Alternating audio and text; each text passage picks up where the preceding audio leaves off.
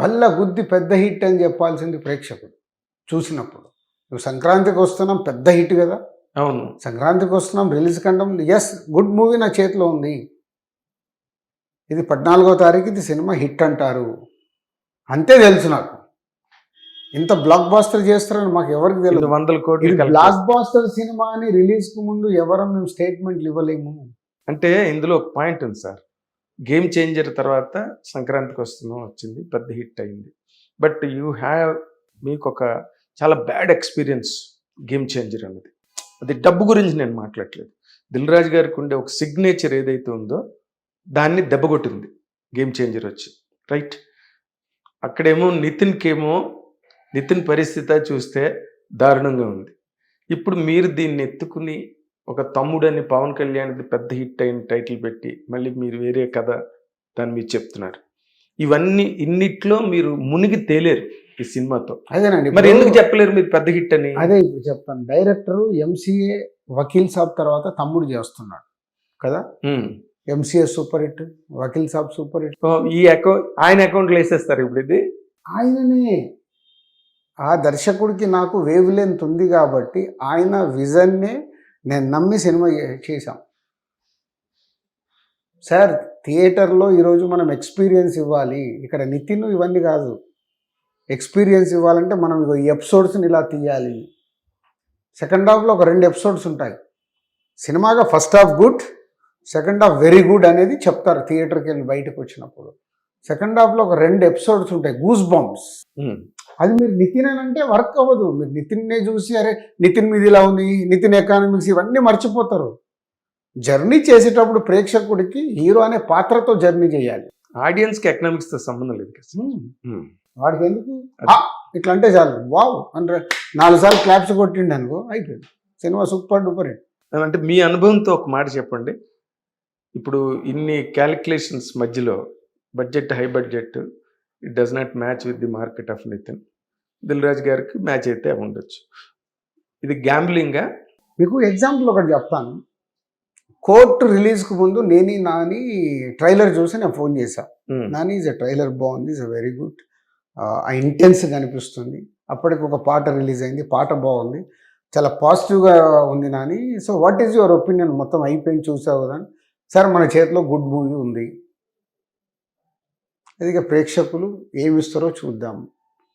So release కంటే ముందే తను కొన్ని ప్రీమియర్ షోస్ లాగా చేశాడు, చూపించాడు, పాజిటివ్గా చెప్పారు. ప్రీమియర్ షోస్ పడ్డాయి, పాజిటివ్ వచ్చింది, బాగుంది.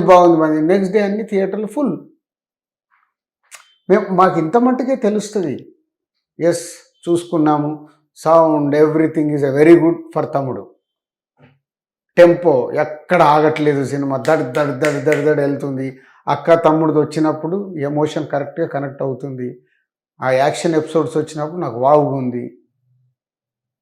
హీరోయిన్ వచ్చినప్పుడు ఒక చిన్న స్మైల్ ఉంది. అన్నీ ఎత్తుకున్న కథ ల్యాండింగ్ కరెక్ట్గా ఉంది. అంటే ఏం చెప్పాలనుకున్నాడో డైరెక్టర్ ఒక కథ ద్వారా కరెక్ట్గా ల్యాండ్ చేశాడు. It's over. సో అంతవరకే మీరు మాట్లాడగలరు, నాట్ బియాండ్. ఇది నిజం, నేను మాట్లాడేది నిజం. లేకుంటే అప్పుడు మేము అనుకున్న దానికంటే బాగా వచ్చిందండి సినిమా, అస్సలు మా సినిమా మామూలుగా ఉండదండి. అదొక ఫార్ములా. వాట్ ఐఎమ్ టెల్లింగ్, నా ఎక్స్పీరియన్స్తో మేము చూసినప్పుడు మేము కరెక్ట్గా మాట్లాడగలగాలి. అంటే తర్వాత ఇప్పుడు మీరు ఎఫ్డిసి చైర్మన్ అని, అవతల ఛాంబర్ గొడవలు, ఇంకేవో థియేటర్ గొడవలు, అన్నిట్లోంచి మీరు ఆ 4గురిలో నేను లేనని చెప్పేశారు. మీరు ముందు అరవింద్ గారు చెప్పారు, తర్వాత నేను లేనన్నారు మీరు ప్రెస్ మీట్లో. ఈ నేను లేను అన్న చెప్పడం అన్నది ఒక దిల్ రాజు వరకు కాదండి, ఇంకోళ్ళైతే అడిగే ప్రశ్న కాదు. మీకు చెప్తాను, అది ఆ 4 అనే టాపిక్ బోర్ టాపిక్. అది కాదు, నేను అనేది వేరే యాంగిల్ సార్. మీరు అలా చెప్పడం అన్నది with reference to the present crisis in the industry. మీరు అన్నిటికీ నిలబడి, ముందుగా రథసారథుల ముందు నిలబడి యాక్టివ్గా వెళ్ళే మనిషి మీరు ప్రతిదానికి. దాన్ని ఆ మాట అండర్లోని మీరు డిజోన్ చేస్తున్నారా రెస్పాన్సిబిలిటీ? ఒకప్పుడు ఇప్పుడు ఈ 4 థియేటర్లు వీళ్ళ దగ్గరే ఉన్నాయి, థియేటర్లు దొరకట్లేదు, ఎప్పుడు అది రొడ్డు టాపిక్ అయిపోయింది సార్, పాత స్టోరీ. అవునండి. ఈరోజు థియేటర్లు మూత పడుతున్నాయి, ఇంకా ఆ 4 అనే టాపిక్ ఎక్కడిది? మీకు అర్థమైందా? థియేటర్లు నడవక మూత పడుతున్నాయి. థియేటర్లలో సినిమాలు లేక రారా బాబు ఏ సినిమా ఉన్నా రిలీజ్ అంటే కూడా వేసేసుకునే పరిస్థితి ఉంది థియేటర్లకి. అదే కదా ఇప్పుడు అన్ని రెట్రో రిలీజ్లు అన్ని కూడా. సో వస్తున్నాయంటే ఏంటి, థియేటర్ల కాంటెంట్ లేదు కదా. ఇంక ఇప్పుడు ఆ నలుగురు అనే టాపిక్ ఎక్కడిది, ఆ ఉద్దేశం ఉన్నది. ఒరే బాబు సినిమాలు ఇవ్వడరా, థియేటర్ల ముందు కాపాడుకోండి. సినిమాలు వస్తే జనాలు థియేటర్కి వస్తారు, థియేటర్లు ఓపెన్ ఉంటాయి, లేకపోతే థియేటర్లు మూతపడుతున్నాయి. ఇంకా ఆ నలుగురు టాపిక్ ఏంది అనేది నా సెన్స్. మీ సెన్స్. ఓకే. బిజినెస్ మారిపోయింది. అంతకుముందు ఒకలాగా ఉన్న బిజినెస్ టోటల్ షిఫ్ట్ అయిపోయింది. ఇది అర్థం చేసుకోవాలి కదా. అవునండి. ఇంకా పాత చింతకాయ పచ్చడి స్టోరీలు ఎందుకు?